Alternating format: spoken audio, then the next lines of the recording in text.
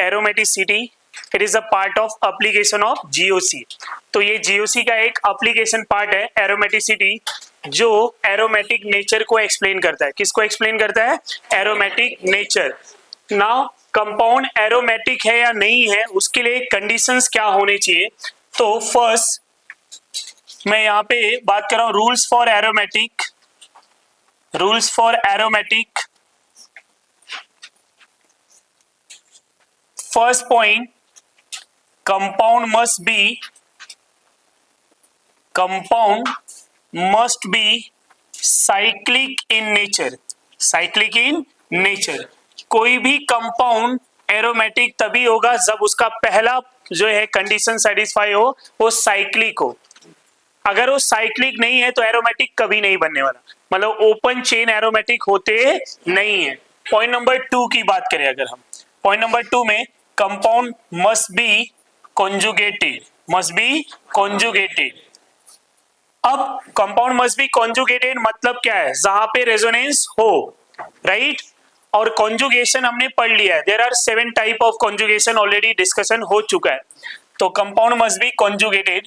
Third point, compound must be planar, planar होना चाहिए, right? Planar के लिए हमें क्या देखना है कि कंपाउंड में जितने भी एलिमेंट है वो sp और sp2 होना चाहिए। क्या होना चाहिए? sp और sp2। अगर जितने भी एलिमेंट है रिंग में प्रेजेंट है, ring each element must be sp और sp2 हाइब्रिडाइज, देन वो प्लेनार होगा। क्या होगा? प्लेनार। बट यहीं पे एक पॉइंट लिख रहा हूं कि अगर वो नॉन प्लेनार हो गए, क्या हो गए? Non planar. तो नॉन प्लेनार कंपाउंड क्या होते हैं? Non aromatic. क्या होंगे? Non aromatic. Non planar compound is non aromatic. And the fourth rule is हकल rule. Fourth one is हकल rule. हकल rule क्या है? 4n plus 2 pi electron which is equal to number of pi electron in ring। Ring में कितने pi electron है वो 4n plus 2 pi electron के equal होने चाहिए। Now where n is equal to 0 1 2 3 4 any integer. तो ये अगर n इंटीजर होगा तो कंपाउंड होगा एरोमेटिक, राइट? ये सारे पॉइंट सेम हो जाए, n की वैल्यू डिफर हो जाए, फ्रैक्शन में आ जाए 1/2 3/2 5/2 7/2, तो कंपाउंड क्या हो जाएंगे? Anti aromatic. तो कहने का मीनिंग क्या है? एरोमेटिक एंड एंटी एरोमेटिक के सारे पॉइंट सेम है, डिफरेंस क्या है? हकल रूल में इनकी वैल्यू, अगर इनकी वैल्यू इंटीजर नहीं है, फ्रैक्शन में है, तो क्या होगा? Anti aromatic. और अगर पॉइंट नंबर 3 कोई भी कंपाउंड प्लेनार नहीं है तो क्या होगा? तो अगर ये तीनों रूल फॉलो होते हैं तभी फोर्थ पे आएंगे। अब ये तीनों फॉलो नहीं हुए, कंपाउंड नॉन प्लेनार है, तो आप हकल रूल पे नहीं जंप मारोगे। Are you getting my point? तो ये ध्यान में रखना। अगर मैं एग्जांपल की बात करूं, बेसिक एग्जांपल हमने पहले ही डिस्कस कर लिया है क्लासिफिकेशन ऑफ ऑर्गेनिक कंपाउंड में, कि कौन एरोमेटिक है कौन नहीं है। If you remember classification of organic compound. But यहाँ पे फिर भी मैं बात करूंगा बेंजीन, नैप्थलीन, ये सब की। तो बेंजीन ले लिया है मैंने, यहाँ नैप्थलीन ले लिया है। नाउ यू से कि बेंजीन एरोमेटिक है या नहीं है। तो how to identify benzene is aromatic और नॉट? पहला, कंपाउंड क्या है? साइक्लिक है, हाँ, फर्स्ट रूल सेटिस्फाई करा। सेकेंड है, थर्ड प्लेनार है या नहीं? कैसे पता? Each carbon present in a ring are sp2। And point number 4, 4n plus 2 pi electron which is equal to 6 pi electron। Pi pi cancel ना, तो 4n is equal to 6 minus 2 4 हो गया। n की वैल्यू 1, n की value 1 integer में आ रहा है, तो कंपाउंड इज एरोमेटिक। तो बेंजीन हमारा एक एरोमेटिक कंपाउंड है। नैप्थलीन की बात करें, once again first rule follow हो रहा है, सेकेंड भी फॉलो हो रहा है, थर्ड की बात करें ये भी फॉलो होगा, प्लेनारी है। कैसे? सारे कार्बन sp2 है। फोर्थ बात करें 4n+2 pi electron which is equal to 10 pi electron. 10 pi कैसे आया? 5 pi bond, each pi bond there are 2 pi electrons, so 5 pi bond that means 10 pi electron, pi cancel, 4n is equal to 8, n is equal to 2, integer है या नहीं? हाँ, तो compound aromatic है या नहीं? ये पॉइंट क्लियर हो गया। सिमिलरली एंथ्रासीन वहां पे 14 पाई इलेक्ट्रॉन आएंगे, तो इसकी बातों को ध्यान में रखेंगे। अब थोड़े चार्ज वाले मॉलिक्यूल की बात कर रहा हूं मैं।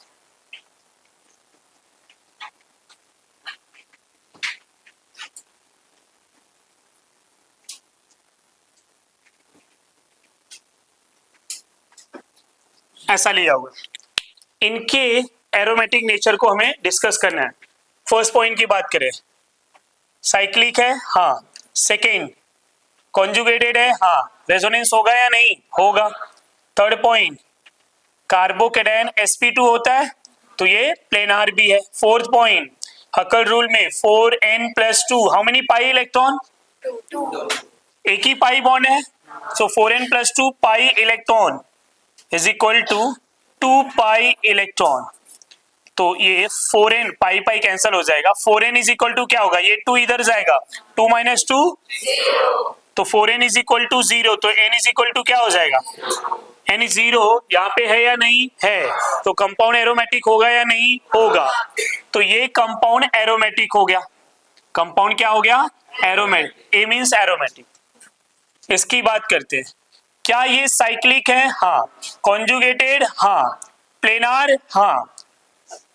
अब ये जो कॉन्जुगेटेड कार्बेनायन होते हैं वो sp2 ही होते हैं, क्योंकि इनका lone pair delocalise lone pair होते हैं।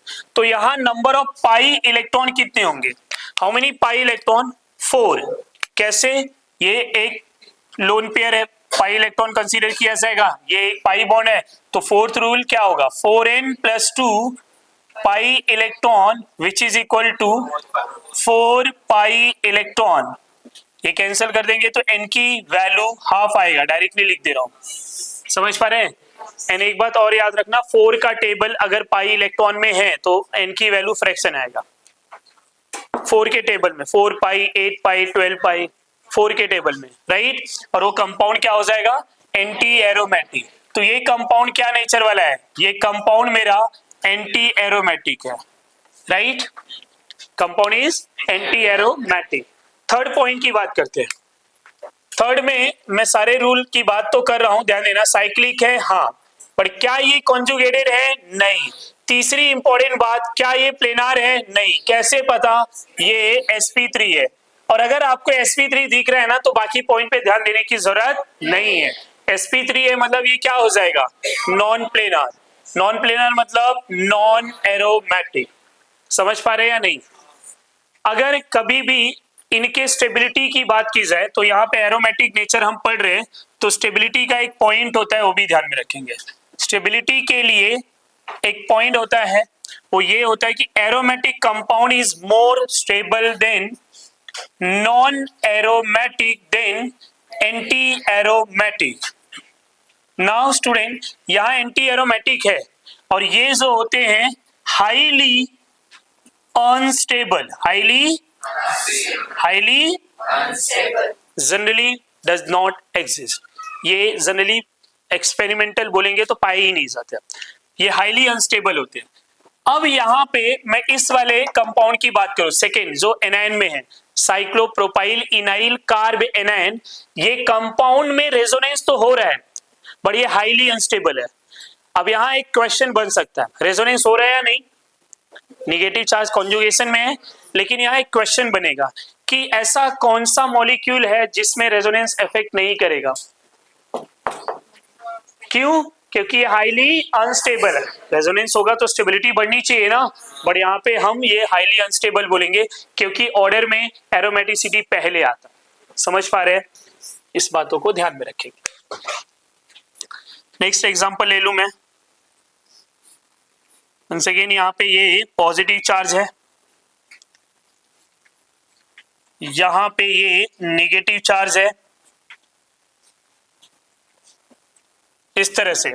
यहाँ पे अगर हम सॉल्व करने की ट्राई करें तो अब मैं डायरेक्टली लिख दूं, यहाँ 4 पाई इलेक्ट्रॉन है, यहाँ 6 पाई इलेक्ट्रॉन है, यहाँ 4 पाई तो है बट ये कार्बन क्या है और sp3 है, तो मैं डायरेक्टली लिख दूं 6 पाई इलेक्ट्रॉन, कॉन्जुगेशन भी है, सब कुछ दिख रहा है, तो डायरेक्टली क्या लिख दूं मैं, और यहाँ पे क्या मिलेगा, anti aromatic. Odd number cyclic ring जो है इक्वल आरएस शो करते हैं, odd number cyclic ring equal RS show करते हैं। अगर मैं यहाँ रेजोनेंस की बात करूं, वैसे तो मैं करूंगा नहीं, अगर मैं रेजोनेंस की बात करूं there are 5 equal RS, but फिर भी इसकी स्टेबिलिटी सबसे कम होगी। रीजन क्या है, एंटी एरोमेटिक। समझ पा रहे हैं या नहीं, तो इस एग्जांपल को भी ध्यान में रखेंगे। समझ पा रहे हैं, एरोमेटिसिटी से भी हम स्टेबिलिटी चेक करते हैं, पता है या नहीं। सो यहाँ पे लिखा भी है, aromatic is more stable than non-aromatic, then anti-aromatic. So which compound are more stable? Aromatic. Anti-aromatic है तो highly unstable, highly unstable, and aromatic are more stable. Point clear है? और you can say aromatic है तो highly stable, anti-aromatic है तो highly unstable. तो ये ध्यान में रखेंगे। थोड़े बहुत और एग्जाम्पल ले लेता हूं मैं यहाँ पे, चलो कुछ और एग्जांपल ले रहा हूं, आप लोग बताएंगे फटाफट ओरली क्या होगा इसका नेचर।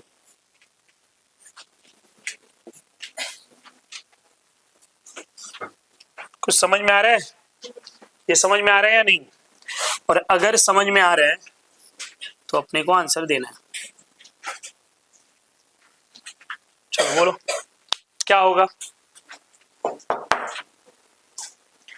क्या दिख रही है, एंटी एरोमेटिक, साइक्लिक है, कॉन्जुगेटेड है, प्लेनार है, सारे sp2 है, cyclic conjugated planar, but number of pi electron 4 पाई, 4 पाई किसके लिए होता है, सो compound is anti aromatic. What about this, 8 pi electron, compound is anti aromatic. What about this, 2 pi electron है, 2 pi electron, compound is aromatic. समझ पा रहे हैं या नहीं,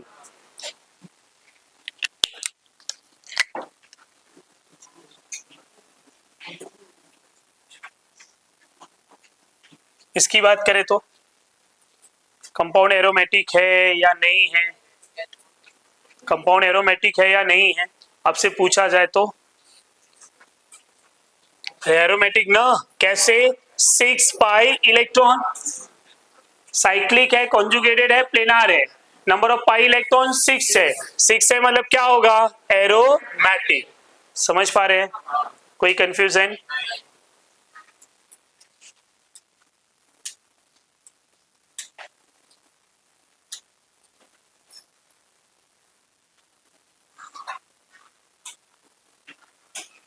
ये समझ में आ रहा है एग्जांपल।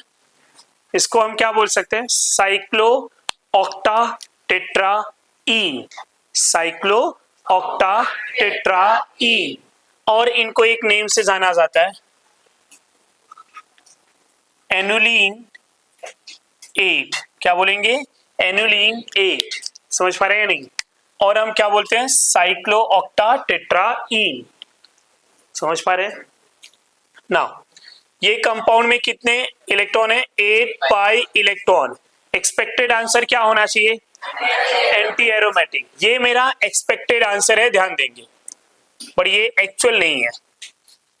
तो ये क्या है, ये जो कंपाउंड है क्या हो जाता है, एंटी एरोमेटिक में हाईली अनस्टेबल होता है ना, तो ये प्लेनार, ऐसा लग रहा है प्लेनार है, लेकिन इसकी ड्यू टू स्टेबिलिटी ये मॉलिक्यूल अपनी प्लेनारिटी को डिस्टर्ब कर देता है और ये बन जाता है नॉन प्लेनार। क्या बन जाता है, नॉन प्लेनार, और ये अपने स्ट्रक्चर्स को चेंज कर देते हैं और ये बना लेते हैं टब शेप स्ट्रक्चर, राइट, जो कि क्या हो गए, नॉन प्लेनार। अब यही मॉलिक्यूल है ये जो अभी क्या हो गया, नॉन प्लेनार हो गया, और अगर ये नॉन प्लेनार हो गया तो अब क्या आप इसको एंटी एरोमेटिक लिखोगे, नहीं, तो ये कंपाउंड क्या हो गया, बोलो, non aromatic, compound is non aromatic. Point clear हुआ या नहीं? तो अगर कोई आपसे पूछे कि ये कंपाउंड क्या है, एरोमेटिक है या एंटी एरोमेटिक या नॉन एरोमेटिक, समझ पा रहे हैं? पाई इलेक्ट्रॉन से तो लग रहा है 8 पाई, एन की वैल्यू ऑड, ये फ्रैक्शन में आ रहा है, मतलब ये क्या होना चाहिए था, एंटी, बट एक्चुअल में ये क्या है, इसलिए तो बोला था ना कि पहले थर्ड वाले रूल को वेरीफाई करने के बाद ही फोर्थ पे जाना है। समझ पा रहे हैं नहीं? अगर ऐसा होता तो मैं डायरेक्टली क्या बोलता कि डायरेक्टली हकर नंबर निकाल लो, राइट? बट डायरेक्टली हकर नंबर से हम क्या एवरी टाइम राइट होंगे? नहीं। उसका एक एग्जांपल ये है, तो एनुलिन 8 या cyclo octatetraene is a non aromatic compound. Expected answer क्या था? बट एक्चुअल में क्या है? क्यों है नॉन प्लेनार? क्यों है? अपनी प्लेनारिटी को उसने क्या कर दिया, चेंज कर दिया। एक और ऐसा कंपाउंड है एनुलिन 10।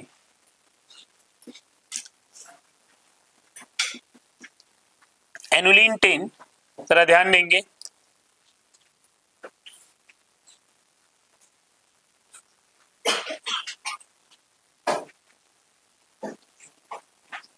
इसको जरा आप चेक करो, चेक करो क्या दिख रहा है, बताओ मुझे, चेक करो। एरोमेटिक ना? और अगर ऐसा होता तो इतना एग्जाम्पल पढ़ाने के बाद ये नहीं लेता। सिंपल है ना? जहां तक आप मुझे पहचान चुके हो कि इतना एग्जाम्पल के बाद इतना सिंपल तो मैं नहीं लेने वाला था। अब कुछ तो है, और यहाँ हाइड्रोजन भी लिखा है, बाकी किसी में नहीं लिखा है, कुछ तो लफड़ा है। हाँ, दिमाग लगा लिया है, आंसर मिल गया, बट क्यों है, कैसे है, क्या है ना, वही जानना है। वो कभी कभी अपना तुक्का राइड हो जाता है, बट हर बार होना चाहिए ना, कभी कभी वो वैलिड नहीं होगा। तो यहां पे जरा ध्यान दीजिए, करना क्या है कि पहले साइक्लिक की बात करें, है, कॉन्जुगेटेड की बात करें, है, प्लेनारिटी की बात करें, दिख रहा है sp2 है, बट यहाँ sp2 तो इधर भी था ना, नॉन प्लेनार हो गया। अब ये जो कंपाउंड एक्चुअल में है, एक्चुअल में ये क्या होना चाहिए था, 10 पाई इलेक्ट्रॉन, पहले लिख देता हूं एक्चुअल आंसर, ये एक्सपेक्टेड आंसर, ये एरोमेटिक होना चाहिए था, ये मेरा एक्सपेक्टेड आंसर है, जो है नहीं, ये करेक्ट नहीं है। होता क्या है कि ये जो कंपाउंड है ये नॉन प्लेनार होता है, बट नॉन प्लेनार क्यों हो रहा है? सो रिपल्सन बिटवीन, किसमें होगा बोलो, ये दोनों हाइड्रोजन के बीच में, 2 हाइड्रोजन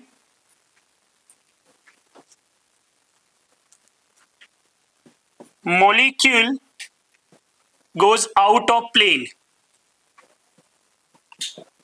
किधर चला जा रहा है ये, out of plane, that means molecule becomes non planar, molecule becomes non planar, तो ये क्या हो जा रहे हैं, नॉन प्लेनार हो जा रहे हैं। And as we know non planar molecule non aromatic, क्या लिखेंगे हम, नॉन एरोमेटिक। तो मेरा जो है करेक्ट आंसर क्या है, it is a non aromatic. क्या होगा ये, नॉन एरोमेटिक, और हम क्या सोचेंगे, तो ये वाला आंसर याद रहना चाहिए।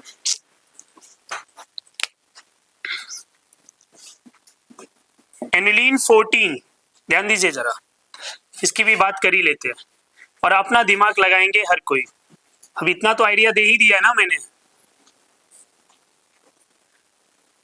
इतना दिमाग है बाबा आप लोग के पास कि यूज कर सकते हो। बोलो, साइक्लिक है हाँ, कॉन्जुगेटेड है हाँ, दिखने में प्लेनार हाँ, number of pi electron 14 pi electron, right, N की वैल्यू इंटीजर है, तो ये क्या होगा, एरोमेटिक। आपके अकॉर्डिंग क्या होगा, आपके अकॉर्डिंग नॉन एरोमेटिक। अब ये मेरे अकॉर्डिंग एरोमेटिक है, अब ये मेरे अकॉर्डिंग एरोमेटिक है, बट ट्राई टू अंडरस्टैंड। आपके जैसे एक ऑथर थे फ्रेंसी कैरी करके, फ्रेंसी कैरी, उन्होंने क्या बोला कि जैसे एनुलिन 10 में रिपल्सन हुआ है उसी प्रकार से एनुलिन 14 में भी होगा, क्योंकि यहाँ 4 हाइड्रोजन है, 1 नहीं, 2 नहीं, 3 नहीं, 4, तो रिपल्सन ज्यादा होगा और ये इजिली नॉन प्लेनार हो जाएंगे। बट ये बोला किसने? फ्रेंसी कैरी ने। फिर ये आपकी तरह थे ना फ्रेंसी कैरी, अब मेरी तरह एक आए, वो कौन आए? जेरी मार्च, ऑर्गेनिक का one of the very famous author. इनके बुक को ऑर्गेनिक का बाइबल बोला जाता है, ऑर्गेनिक का बाइबल बोला जाता है, मतलब आप समझ सकते हो, एक स्टैंडर्ड बुक। इनके पेज नंबर 60 पे ये लिखा हुआ है, क्या लिखा हुआ है? कि due to larger size of ring, due to larger size of ring, repulsion minimum, repulsion between hydrogen minimum and molecule maintain their planarity। Ring का साइज बड़ा है, ऐसा नहीं कि यहां रिपल्सन हो ही नहीं रहा है, रिपल्सन हो रहा है, बट कितना हो रहा है? मिनिमम, उतना हो रहा है जिसकी वजह से इनकी प्लेनारिटी पे कोई भी चेंजेस नहीं हो रहा है। Getting my point? So molecule क्या है? प्लेनार है, और प्लेनार मॉलिक्यूल है और बाकी रूल सेटिस्फाई हो रहे हैं, तो ये क्या कहलाएंगे? एरोमेटिक। तो ये प्लेनार है, राइट? 14 पाई इलेक्ट्रॉन है, तो कंपाउंड इज एरोमेटिक। अरे बोलो समझा या नहीं? तो ये जो आप लॉजिक लगाते हो कि जैसा ये वैसा ये, हर जगह सुटेबल नहीं है। समझ पा रहे हैं नहीं? फिर now a day in a modern chemistry, अभी जो है एरोमेटिसिटी के लिए एक डेफिनेशन आता है एनएमआर, जिसका फुल फॉर्म है न्यूक्लियर मैग्नेटिक रेजोनेंस। एक इंस्ट्रूमेंट है, मतलब यहाँ पे हम डायग्राम से भी समझ सकते हैं कि हम जो है एक्सटर्नल मैग्नेटिक फील्ड अप्लाई करेंगे, एक्सटर्नल मैग्नेटिक फील्ड अप्लाई करने पे अगर इस रिंग में करंट इंड्यूस हो जाता है, करंट फ्लो हो जाता है, तो कंपाउंड इज एरोमेटिक। नहीं हो रहा है, नॉन एरोमेटिक। तो according to NMR definition, according to NMR definition, अगर सिग्नल प्रोड्यूस हो रहा है, मतलब वो करंट दे रहा है, तो कंपाउंड क्या हो जाएगा? एरोमेटिक। सिग्नल प्रोड्यूस नहीं हो रहा है, मतलब नॉन एरोमेटिक। तो अब ये जो इंस्ट्रूमेंट है, कैसा है कि इंस्ट्रूमेंट आपका रहेगा, वहां पे ये कंपाउंड को लेके जाना है, एनुलिन 10 को लेके गए, उसमें फिट कर दिया, चेक किया, नो रिफ्लेक्शन, नॉन एरोमेटिक। इसको चेक किया, वहां पे करंट फ्लो हो रहा है, रिफ्लेक्शन हो रहा है, दैट मींस एरोमेटिक। स्टैंडर्ड किसको लिया था? बेंजीन से, बेंजीन इज एरोमेटिक। समझ पा रहे हैं? तो आज के दिनों में ये बहुत बड़ा टास्क नहीं है हमारे लिए, सीधा एनएमआर में एनएमआर सिग्नल से चेक कर सकते हैं, सिग्नल प्रोड्यूस हो रहा है, दैट मींस एरोमेटिक, नहीं हो रहा है तो नॉन एरोमेटिक। तो नाउ अ डे एरोमेटिक और नॉन एरोमेटिक कंपाउंड जो है check by NMR. What is the full form of NMR? Nuclear magnetic resonance. समझ पा रहे हैं? कॉपी कर लो। यहां तक कोई डाउट है? ये एग्जांपल सारे समझ में आ गए? थोड़े और एग्जांपल लेता हूं मैं, ट्राई करेंगे समझने का। यहां पे एरोमेटिसिटी के मैं और एग्जांपल ले रहा हूं, इसमें नेचर एरोमेटिक का ही होगा, लेकिन मेरा क्वेश्चंस होंगे। यहां पे क्वेश्चंस क्या है कि which carbon carbon double bond freely rotate,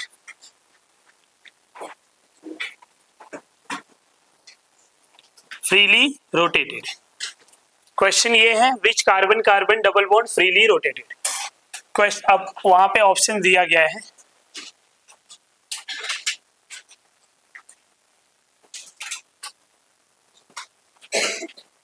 दो रिंग ले लिया ऐसा,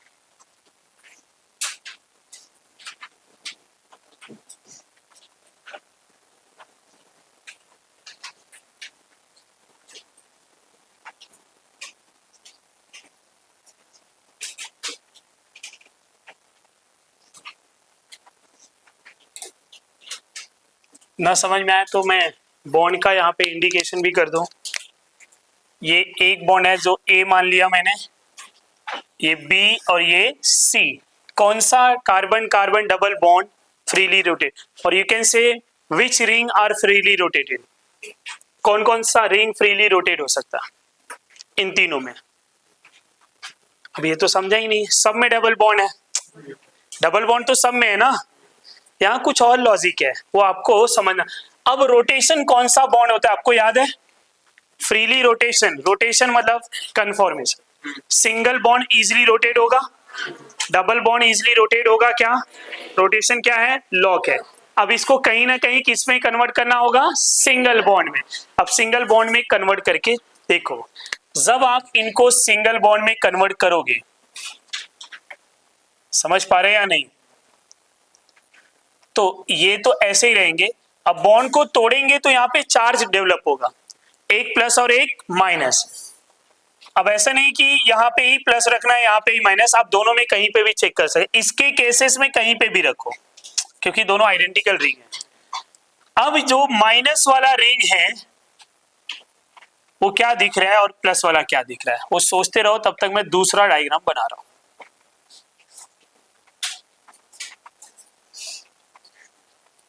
दूसरी बात ये कि यहाँ पे ये वाला रिंग कॉमन है सब में, इसका चार्ज भी नहीं बनाया, कहां पे बनाना चाहिए आप बताएंगे।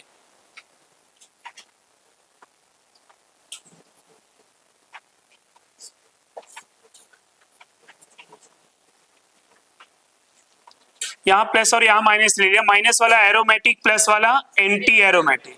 और एंटी एरोमेटिक क्या होता है, हाईली अनस्टेबल। भले ये रिंग स्टेबल है बट ये क्या है, हाईली अनस्टेबल ना, मतलब ये डबल बॉन्ड को तोड़ेगा ही नहीं। कोई भी अनस्टेबल क्यों होना चाहेगा, अगर बॉन्ड तोड़ने के बाद ये अनस्टेबल बन रहा है तो क्यों ऐसा हो, समझ पा रहे हैं या नहीं। यहां पे बात करें तो इसको माइनस और इसको प्लस किया तो क्या होगा, ये भी एंटी एरोमेटिक, ये भी एंटी एरोमेटिक, पॉसिबल नहीं है। चार्ज को चेंज करो, इधर प्लस इधर माइनस, क्या हो रहा है, बोथ आर एरोमेटिक, दोनों एरोमेटिक है। अब वही सेम यहाँ पे भी कर सकते हैं, प्लस और माइनस बोथ आर एरोमेटिक।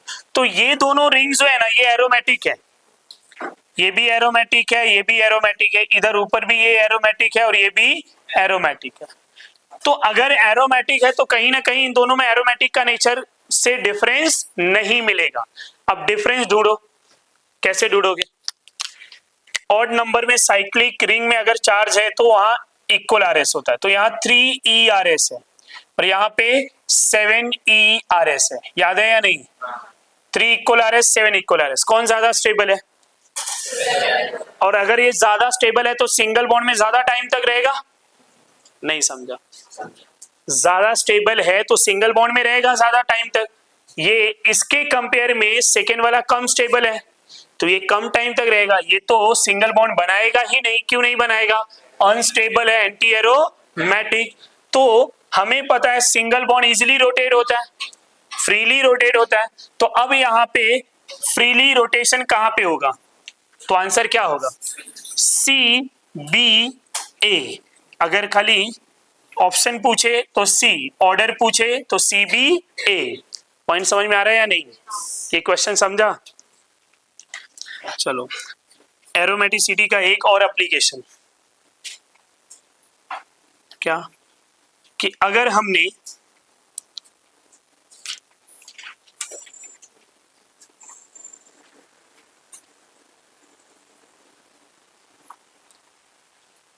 ऐसा कंपाउंड ले लिया, इसको किसी मेटल से रिएक्ट करा दूं, metal like as lithium, sodium, potassium, ये समझ पा रहे हैं, तो क्या ये मेटल से रिएक्शन करेगा। अब आप सोचेंगे ये कौन सा क्वेश्चन है, राइट। तो जब ये मेटल से रिएक्शन करेगा तो क्या होगा, अगर मैं सोडियम या लिथियम की बात करूं तो सोडियम प्लस बन जाएगा और एक इलेक्ट्रॉन देगा, राइट। यहां से अगर ये इजीली H प्लस को निकालू तो यहाँ पे क्या बन जाएगा, निगेटिव चार्ज, है या ना, तो ये बना निगेटिव, इस तरह से ओवरऑल निगेटिव चार्ज है, और यहाँ पे सोडियम प्लस है, अगर लिथियम लूंगा तो लिथियम प्लस, पोटेशियम लूंगा तो पोटेशियम प्लस, तो यहाँ सोडियम प्लस आ गया। और एक हाइड्रोजन निकल रहा है प्लस के फॉर्म में, तो एक इलेक्ट्रॉन गेन करके वो H हो जाएगा, राइट। अब H लेस स्टेबल होता है तो मैं H2 लिख दूं। जब H2 लिखूंगा तो क्या लिखना पड़ेगा, हाफ, मॉलिक्यूल फॉर्म में निकलेगा, राइट। तो हाफ H2 निकल गया। अब सवाल ये है कि क्या ये जो रिएक्शन मैंने लिखा है ये रिएक्शन होगा या नहीं होगा। मेरा क्वेश्चन ये है कि क्या ये मेटल से रिएक्शन करेगा। तो अब इनको देखो, ये टोटली डिपेंड किसके ऊपर करता है, बनने वाले प्रोडक्ट के ऊपर, इस पे नहीं, प्रोडक्ट के ऊपर। अब ये प्रोडक्ट क्या है, प्रोडक्ट 6 पाई इलेक्ट्रॉन है, और 6 पाई इलेक्ट्रॉन है मतलब एरोमेटिक, और एरोमेटिक है तो रिएक्शन होगा या नहीं होगा। नहीं समझा, दूसरा एग्जांपल भी ले लो, इसकी बात कर ले। इसको भी लिथियम सोडियम पोटेशियम किसी के साथ भी रिएक्ट करा दो। अब क्या ये रिएक्शन देगा, इसको भी वैसा ही बना दो, निगेटिव चार्ज। यहां पे अगर सोडियम से रिएक्ट करा है तो ये सोडियम प्लस हाफ H2। बड़े पहले इसका नेचर देखो, ये एंटी एरोमेटिक बनेगा, 4 पाई इलेक्ट्रॉन है, 4 pi electron is anti aromatic, तो क्या ये रिएक्शन होगा, नहीं। Anti aromatic is highly unstable. तो कभी आपसे क्वेश्चन पूछा जाए कि ये रिएक्शन देगा या नहीं, तो आप ऐसे टाइप के क्वेश्चन सॉल्व कर पाएंगे, अरे हाँ या ना, इजी है ना ये। चलो एक क्वेश्चन ले लेता हूं इस पे।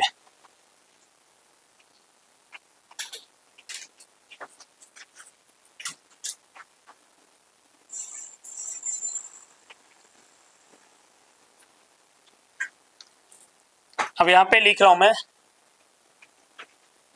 Reactivity order with sodium potassium या कोई भी, तो मैं यहां पे लिख दे रहा हूं सोडियम मेटल। क्या होगा इनका, इसको A मान लिया है, B मान लिया है और ये C मान लिया है। तो reactivity order with sodium metal क्या होगा इनका, कौन तेजी से रिएक्ट करेगा, कौन स्लो रिएक्ट करेगा। ऑर्डर बनाना है, क्या होगा answer, as per your answer, मतलब आपने बोला है ACB, राइट। B क्यों लास्ट में आ रहा है, धोखा खा गए ना। देखो जरा यहाँ पे ये क्या है, sp3 एंटी एरोमेटिक कैसे बनेगा। आपने निगेटिव चार्ज बना के 4 पाई काउंट किया, बाकी देखा ही नहीं। सो बेटा पहले वाले केसेस में ये निगेटिव चार्ज बनेगा, दूसरे वाले केसेस में यहां पाई बॉन्ड यहां निगेटिव बनेगा, और तीसरे वाले में निगेटिव मैं कहीं पे भी बना दूं, इधर भी ये निगेटिव जरूरी नहीं कि यहीं बने, इधर भी बन सकता है। अब यहां पे माना चलो मैं इधर ही बना रहा हूं, तीनों का पोजीशन सेम कर दिया। ये 6 पाई इलेक्ट्रॉन है तो एरोमेटिक होगा, यहां 4 पाई तो है बट ये क्या है, यहां पाई से मतलब नहीं है, sp3 है ना, तो मैं यहाँ नॉन एरोमेटिक एरोमेटिक की बात नहीं करूंगा, यहाँ लिखूंगा रेजोनेंस हो रहा है, और रेजोनेंस से ये स्टेबल माना जाएगा। अरे हाँ या ना, यहाँ कोई RS नहीं है, no RS, only I effect. तो ऑर्डर क्या हो जाएगा बोलो, A B C। आंसर समझा या नहीं। तो ऐसा जरूरी नहीं खाली 4 पाई दिखा तो एंटी एरोमेटिक, बाकी कंडीशंस पे भी ध्यान देना है। इस तरह से क्वेश्चन समझ में आ रहा है, तो ये ध्यान में रखिएगा। अब आपने डाइपोल मोमेंट पढ़ लिया है, तो मैं यहाँ पे बता दूं,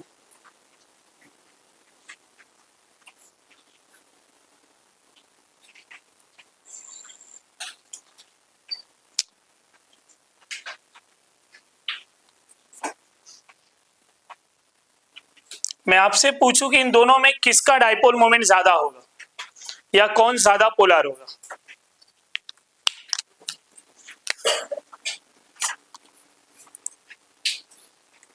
थोड़ा तो दिमाग लगा ही सकते हैं ना,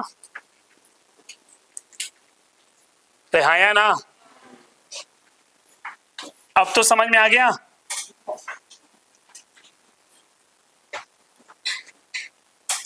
एंटी एरोमेटिक ये चार्ज बनाएगा ही नहीं प्लस और माइनस, ये एरोमेटिक इस चार्ज में ये स्टेबल है, तो ये क्या होगा, समझा या नहीं।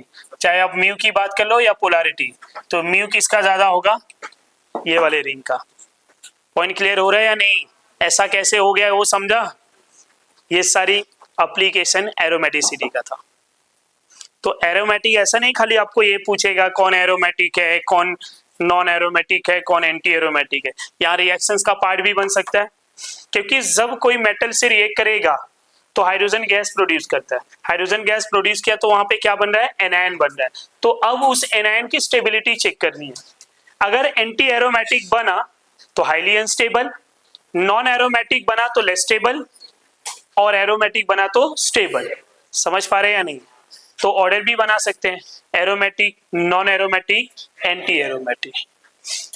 बस इतना ही पढ़ाऊंगा मैं, ज्यादा नहीं पढ़ाऊंगा। नीट से इतना मोर देन इनफ है। अब बात करते हैं हम स्टेबिलिटी ऑफ इंटरमीडिएट।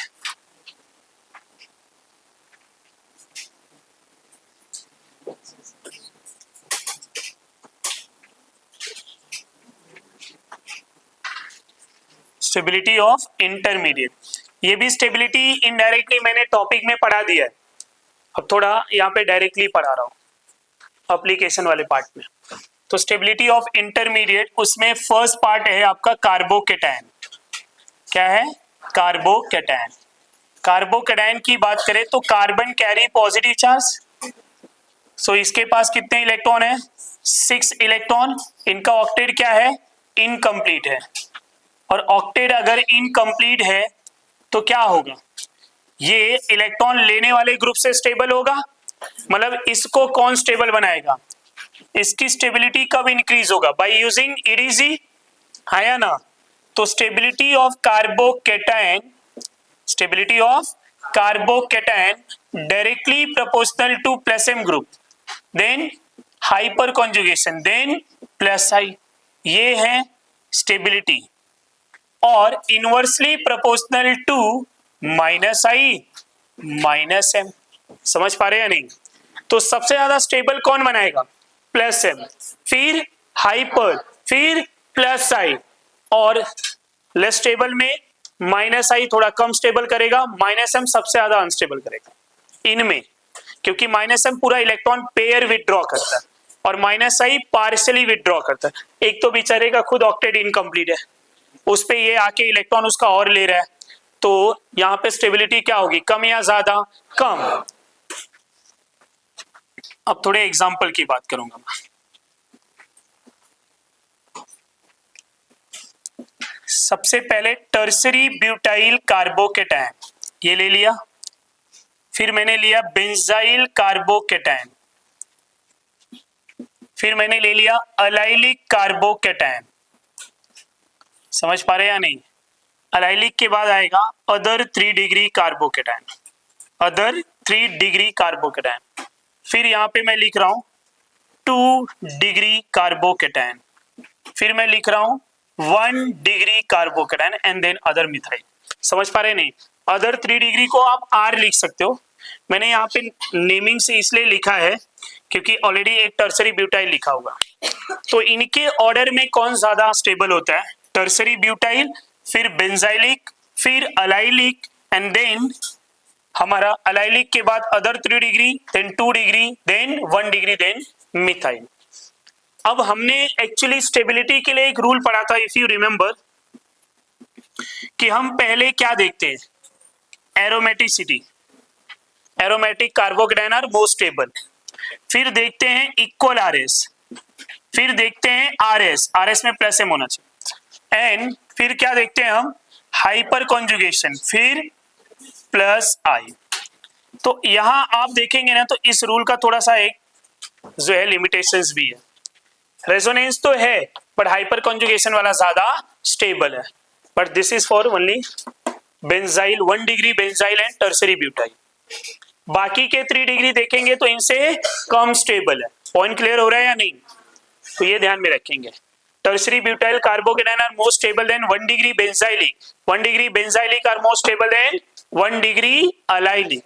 इसी फर्स्ट एग्जांपल के बाद मैं सेकेंड एग्जांपल ले रहा हूं। सेकेंड एग्जांपल में यहां पे हम ऐसा ले रहे हैं, ये कार्बोकेटायन है, ये बेंजाइलिक कार्बोकेटायन है, फिर ये कार्बोकेटायन है, अब इसके बाद मैंने टर्सरी ले लिया। समझ पा रहे हैं या नहीं? ये ले लिया। अब यहाँ पे भी हाँ, इसके बाद हमारा आ जाएगा टर्सरी। अब टर्सरी के बाद तो ऑर्डर आपने देखा ही है ऊपर, यहां से तो ऑर्डर देखा ही है ना आपने, ये कुछ नए ऑर्डर है। अब यहाँ पे थोड़ा समझेंगे, ये 3 डिग्री अलाइलिक कार्बोकेटायन है और ये 2 डिग्री बेंजाइलिक है और ये 2 डिग्री अलाइलिक है। समझ पा रहे हैं या नहीं? और ये टर्सरी ब्यूटाइल है। तो टर्सरी ब्यूटाइल जो कार्बोकेटायन है वो स्टेबल है बेंजाइलिक से, बट कौन से वाले benzylic? 1 degree. 1 degree benzylic are stable than 1 degree allylic, पर अगर 2 डिग्री अलाइलिक आया तो ज्यादा स्टेबल हो। ये ज्यादा स्टेबल मतलब अगर इनको कंपेयर करें तो ये तीनों पॉइंट इसके पहले आएंगे। समझ पा रहे हैं या नहीं? उसका रीजन है ये 3 डिग्री अलाइलिक है, रेजोनेंस है, नंबर ऑफ अल्फा एच भी ज्यादा है, यहाँ ओनली रेजोनेंस है और 3 अल्फा एच भी है। समझ पा रहे हैं या नहीं? इसका नेचर 3 डिग्री, इसका नेचर 2 डिग्री, यहाँ 2 डिग्री अलाइनिक है, ये टर्सरी बीटा। तो ये दोनों स्टैंडर्ड पॉइंट है, आपको ध्यान में रखना है। तो स्टेबिलिटी का पॉइंट क्या हो जाएगा? समझ पा रहे हैं? ये दोनों एग्जांपल हमने इसके पहले डिस्कशन किया था, ये वाला ये नहीं किया था, ये ध्यान में रखेंगे।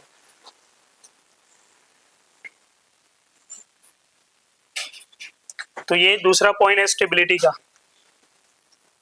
तीसरा थोड़ा एग्जांपल ले लूं मैं कि CH3CH पॉजिटिव चार्ज ले लिया, इधर OH ले लिया, CH3CH पॉजिटिव चार्ज है, इधर CH3 ले लिया। समझ पा रहे हैं नहीं?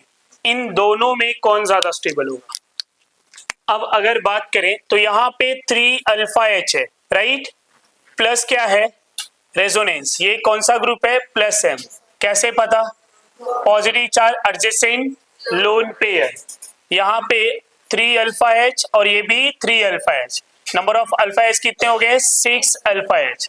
तो स्टेबिलिटी किसका ज्यादा होगा? बोलो। Plus M is more stable then hyper conjugation. Point समझ में आ रहा है या नहीं? यहाँ तक कोई डाउट है? ये भी ध्यान देंगे। पॉइंट नंबर 4,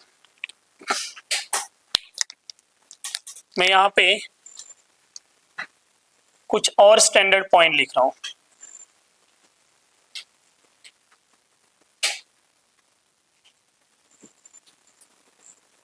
ये जो है ये ट्रोपोलियम कैटायन है, समझ पा रहे हैं? फिर ये जो है CPM है, CPM के बाद मैं एक और ऑर्डर बना रहा हूं, ये टर्सरी ब्यूटाइल हो गया। अब टर्सरी ब्यूटाइल लिखा है तो उसके बाद वाला ऑर्डर आपको पता रहेगा क्या लिखना है क्या नहीं। ठीक है, तो एक आध दो और एग्जांपल मैं यहाँ पे नीचे लिख दूं, ऑर्डर बना दे रहा हूं। बेंजाइलिक देन अलाइलिक, 2 पॉइंट को मैंने और एड ऑन किया है, ये ध्यान में रखेंगे। समझ पा रहे हैं? अब इसमें ये CPM आया है, इसका नेम हमें पता है, इसको बोलते हैं CPM कार्बोकेटायन।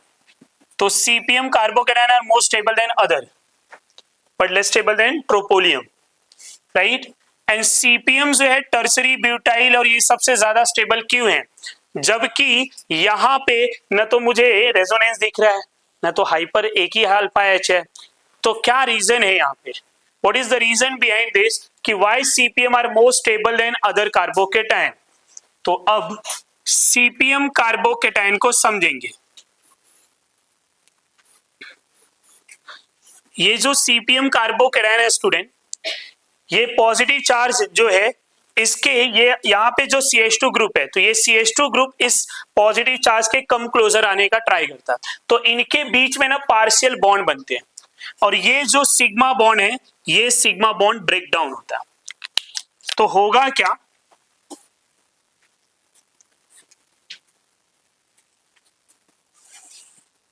इस तरह से। अब यहां जब पार्शियल बॉन्ड बना, यहां एक न्यू बॉन्ड बन रहा है ना, तो ये पॉजिटिव चार्ज क्या हो जाएगा? न्यूट्रल, और इसका बॉन्ड टूटा है तो पॉजिटिव चार्ज कहां पे आ जाएगा? यहां पे।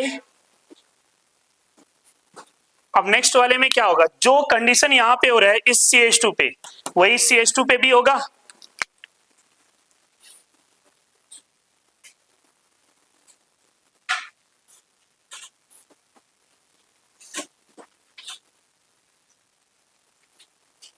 इधर हो गया। इस टाइप को रेजोनेंस को क्या बोलेंगे? क्या यहाँ बाकी चीजें हैं? नहीं, यहाँ वैकेंट पी ऑर्बिटल है, पॉजिटिव चार्ज है तो वैकेंट पी है, और यहाँ कौन सा बॉन्ड है? ये सिग्मा बॉन्ड। तो हम यहाँ क्या बोल सकते हैं? It is a sigma P resonance. कौन से टाइप का रेजोनेंस है ये? Sigma P resonance. समझ पा रहे हैं या नहीं? तो यहाँ सिग्मा और पी रेजोनेंस है, सिग्मा और पी ऑर्बिटल में रेजोनेंस हो रहा है। समझ पा रहे हैं या नहीं? इसी को एक नेम से जाना जाता है। ये पॉजिटिव चार्ज अभी देखेंगे, थंब को मैंने पॉजिटिव से इंडिकेट किया, ये ऐसा है, राइट? ये आपका पूरा ये साइक्लोप्रोपाइल रिंग हो गया, ये पॉजिटिव चार्ज ऐसा है। अभी दूसरे वाले में ये कैसा हो गया? ऊपर। फिर क्या हो रहा है? ये आपके नॉर्मल लैंग्वेज में इसको क्या बोलेंगे? डांस कर रहा है? कर रहा है या नहीं? एक जगह से दूसरे जगह पे गए, क्या बोलते हैं? क्या इधर उधर डांस कर रहा है ना? तो ये भी इधर उधर डांस कर रहा है। तो इस टाइप के रेजोनेंस को हम क्या बोलेंगे? CPM are more stable due to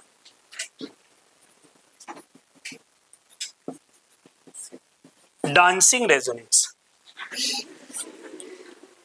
due to dancing. नहीं समझा? इधर उधर, इधर उधर, पॉजिटिव चार्ज का। इसको केमिस्ट्री लैंग्वेज में क्या बोलेंगे? Flipping of carbocation. फ्लिप कर रहा है, फ्लिपिंग ऑफ कार्बोकेटायन।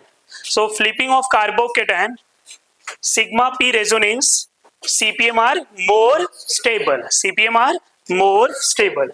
अब यहाँ पे ये लिखा है, तो सीपीएम के बाकी मॉलिक्यूल की बात करूं मैं, तो सीपीएम में ट्राई सीपीएम भी होता है, सीपीएम में ट्राई सीपीएम भी होता है।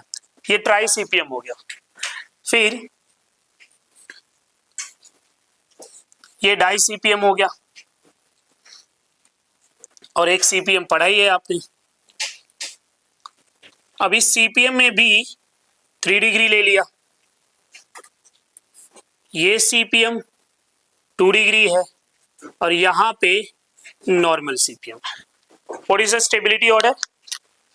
Try CPM are more stable than di CPM, di CPM is more stable than 3 degree CPM, 2 degree CPM, then 1 degree CPM.